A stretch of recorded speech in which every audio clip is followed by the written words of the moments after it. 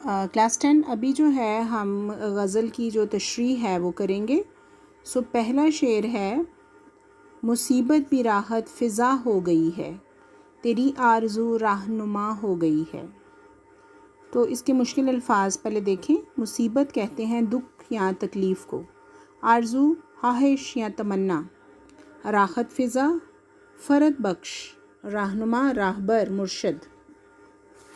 تو اس شعر کا جو مفہوم ہے وہ ہے کہ اے میرے محبوب، تیری محبت میں ہمیں ہر دکھ اور ہر تکلیف جو ہے وہ گوارا ہے.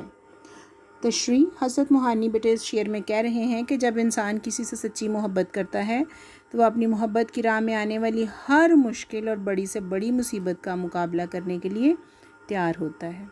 چونکہ میں نے بھی اپنے محبوب سے سچا پیار کیا ہے، اس لیے مجھے اپنے عشق کی راہ میں آنے والی ہر مصیبت بھی راحت اور فرج بخشتی ہے. میں نے اپنے دکھوں کا مداوع ایسے کیا ہے کہ ہر دکھ اور تکلیف کو محبوب سے نسبت دی ہے. نسبت دے دی ہے مطلب کہ میں نے اس کے ساتھ جوڑ دیا ہے. اس طرح میں ہر طرح کی مصیبت کو بڑی خوش دلی سے محض اس لیے سہ لیتا ہوں کہ یہ میرے محبوب کی طرف سے ہے. جب درد محبوب کی عطا ہے تو اس کا گلہ کیا کرنا. حفیظ جلندری جو ہیں، حفیظ ہوشیار پوری نے بہت ہی خوب جو ہے وہ اس شعر کے متعلق فرمایا، تو یہ میں آپ کے لیے بولتی ہوں. زمانے بھر کے غم پا کے ایک تیرا غم، یہ غم ہوگا تو کتنے غم نہ ہوں گے. سمجھ آئیے یہ شعر؟ اضافی شعر تشریح میں لکھا کریں. زمانے بھر کے غم یا ایک تیرا غم، یہ غم ہوگا تو کتنے غم نہ ہوں گے. تو دوسرا شعر آپ اس میں ایڈ کر سکتے ہیں. مجھے غم بھی ان کا عزیز ہے کہ انہی کی دی ہوئی چیز ہے، یہی غم ہے اب میری زندگی، اسے کیسے دل سے جدا کروں. آگے شعر نمبر 2 دیکھتے ہیں. یہ وہ راستہ ہے دیار وفا کا جہاں باد سرسر صبا ہو گئی ہے. تو راستہ راہ کوچا، باد سرسر آندھی تیز ہوا، دیار وفا وفا کی بستی، اور صبا کہتے ہیں بیٹے موسم بہار کی ہوا کو. تو اس شعر کا جو مفہوم ہے وہ یہ ہے کہ دیار وفا کا راستہ ایسا راستہ ہے کہ جہاں تیز آندھی بھی باد بہارا میں تبدیل جو ہے وہ ہو جاتی ہے. تو اس شعر کی تشریح ہے کہ حضرت موہانی فرما رہے ہیں کہ عشق کی منزل کی طرف جانے والا راستہ بڑا ہی دشوار گزار اور مشکلات سے بھرا ہوتا ہے، لیکن جو اس راہ پر چلنے کا سچا عزم کر لیتے ہیں، راستے کی کوئی تکلیف اور رکاوٹ اس کے پائے استقلال کو متنزل نہیں کر سکتی. جب عشق سچا ہو تو کوئی وجہ نہیں کہ عاشق اپنی مراد میں کامیابی و کامرانی سے ہمکنار نہ ہو.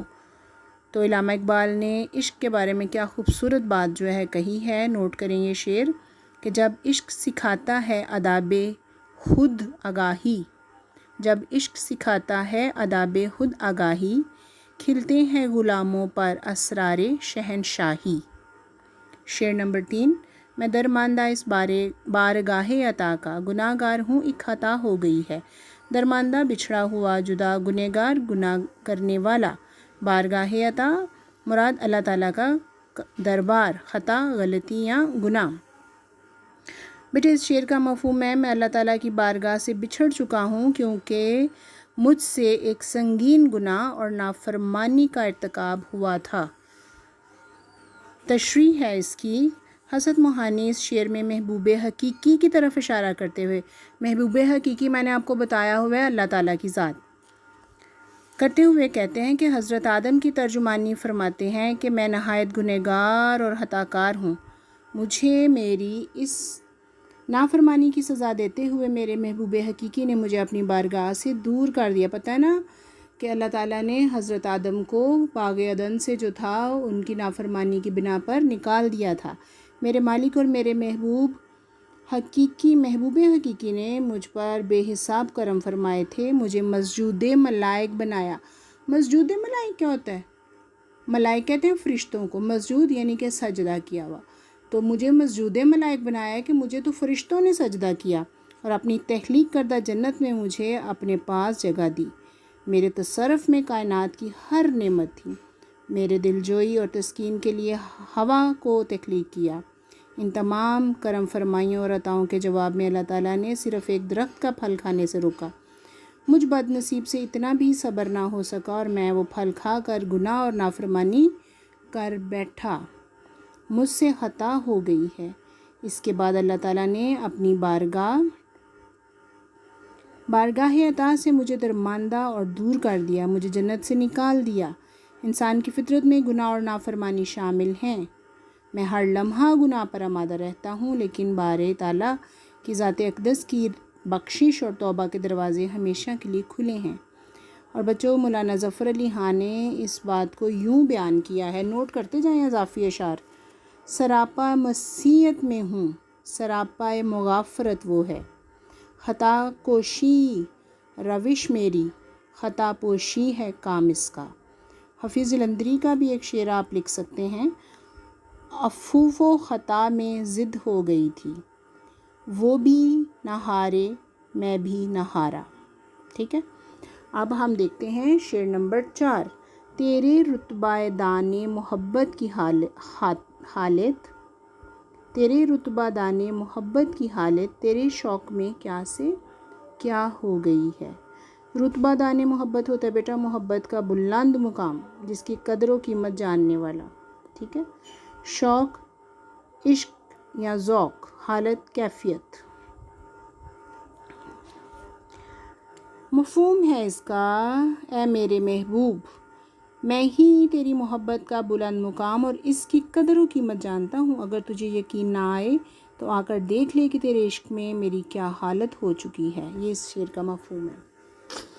اور تشریح میں ہم کہہ سکتے ہیں کہ حضرت موہانی کے اس شعر میں ایک عاشق جو ہے وہ اپنے محبوب کی محبت میں اپنی ذات کی نفی کر کے اپنا سب کچھ اس کے نام کر چکا ہے، یعنی کہ اپنی ذات کو مٹا چکا ہے۔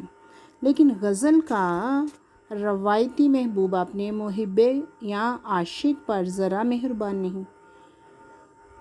دوسری طرف عاشق صرف اپنے محبوب سے محبت کی انتہا کا خواستگار ہے۔ شاعر کہتا ہے کہ اے میرے محبوب، تو ایک بار آ کر دیکھ کہ تیری چاہت میں میری حالت کیا ہو گئی ہے۔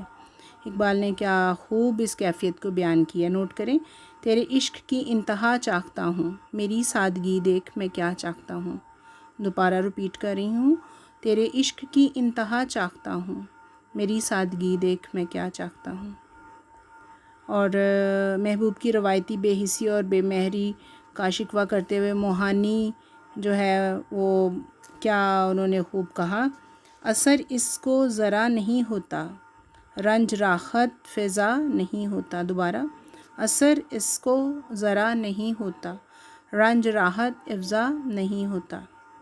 ابھی ہم اپنا غزل کا لاسٹ شعر جو ہے وہ دیکھیں گے: پہنچ جائیں گے انتہا کو بھی حسرت، جب اس راہ کی ابتدا ہو گئی ہے۔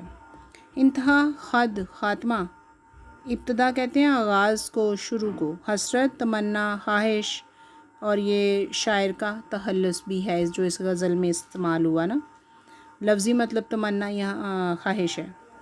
راہ راستہ، بیٹا اس شعر کا مفہوم ہے حسرت، ہم نے جب عشق کے راستے کا انتخاب کیا تو اس کی منزل تک بھی پہنچ ہی جائیں گے۔ ٹھیک ہے، اور تشریح دیکھتے ہیں۔ یہ شعر اس غزل کا مقطع ہے، آخری ہے نا تو اس کو مقطع کہتے ہیں۔ اور صنعت تضاد کا استعمال کرتے ہوئے مولانا حسرت موہانی بیٹے کہہ رہے ہیں کہ جب ہم نے یہ عزم کر لیا ہے، ارادہ کر لیا ہے کہ عشق کی راہ پر بہرحال ہمیں چلنا ہے، تو پھر اس کی راہ میں آنے والی تمام رکاوٹوں کو عبور کر کے ہم اپنی منزل تک پہنچ جائیں گے۔ اس سے مراد یہ بھی ہے کہ انسان کو اپنے مقصد سے سچی لگن ہو تو وہ ضرور اپنے مقصد کو پانے میں کامیاب ہو جاتا ہے۔ حسرت موہانی کے اس مضمون کو خواجہ حیدر علی آتش نے کچھ اس طرح سے بیان کیا ہے۔ شعر ہے: سفر ہے شرط مسافر نواز بتھیرے، ہزار خشجر سایہ دار راہ میں ہیں، مقام تک بھی ہم اپنے پہنچ ہی جائیں گے، خدا تو دوست ہے دشمن ہزار راہ میں ہے۔ دوبارہ سنیں: سفر ہے شرط مسافر نواز بتھیرے، ہزار شجر سایہ دار راہ میں ہے، مقام تک بھی ہم اپنے پہنچ ہی جائیں گے، خدا تو دوست ہے دشمن ہزار راہ میں ہے۔ تو بیٹے یہ تھی اس غزل کی تشریح۔ اب برائے مہربانی آپ نے اس غزل کی تشریح جو ہے وہ اچھے طریقے سے یاد کرنی ہے بیٹے۔ یاد کرنے کے بعد آپ اور زیادہ اس کو بہتر کرنے کے لیے اپنی کاپیز میں لکھ سکتے ہیں، اور اس غزل کی جو ایکسرسائز ہے 157 پیج پر سوال جواب ہیں، ان کے آنسرز آپ کو غزل سے ہی ملیں گے۔ فلنگ دا بلینکس ہیں، ایم سی کیوز ہیں، بہت چھوٹی چھوٹی چیزیں ہیں، غزل کا مقطع ہے، غزل کے تیسرے شعر اور مقطع کی تشریح کریں۔ تیسرا شعر بھی اور اضافی اشعار بھی میں نے لکھوائے ہیں، مقطع آپ کو میں نے لاسٹ والا بتایا ہے، تو یہ کائنڈلی آپ اپنی جو ہے وہ نوٹ کرتے جائیں کاپیز میں اور ان کو یاد کریں، اور غزل کا مطلع اور مقطع کی تعریف بھی جو ہے وہ اپنی کاپیوں میں لکھیں۔ Thank you.